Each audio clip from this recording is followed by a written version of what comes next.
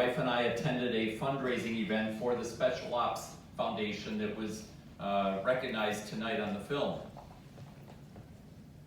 And at the end of that fundraising event in this city, out at the Marriott, a couple of your colleagues came up to me and to my wife and introduced themselves.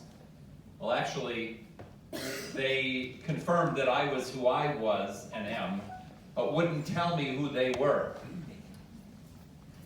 And at the end of our brief interaction, one of the gentlemen said that if I saw any of my colleagues ever again, and I do and I have, that I should inform them that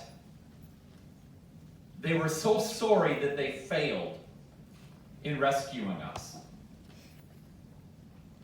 And I said to this gentleman that night, and I told some of you that evening up in Toronto last month, and Ambassador, you kind of alluded to this,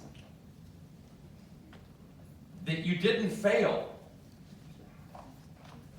For 40 years, almost 40 years, next April, you have felt that you failed in your mission. And I understand what your task was. But the truth of the matter is that when we learned about it, that's what gave us the last vestiges of hope. That we weren't forgotten. That somebody did care. We had no news about what was happening back in the US. Nothing. We had no information. It's true, we felt abandoned. But when we learned that you guys had tried, despite the tragic outcome and the loss of those 8 heroes, that's what gave us hope that we could go on for another 8 months.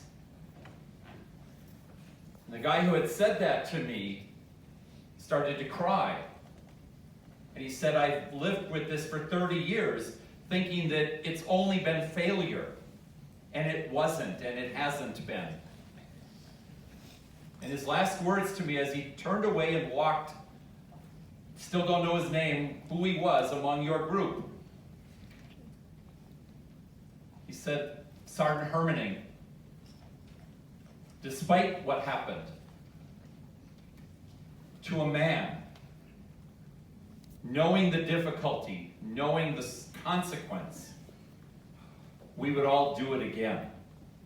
And ladies and gentlemen, that's the character of the men and women who even on this very day stand somewhere in the world defending the liberties and freedoms that we as Americans have. Thank you, Captain.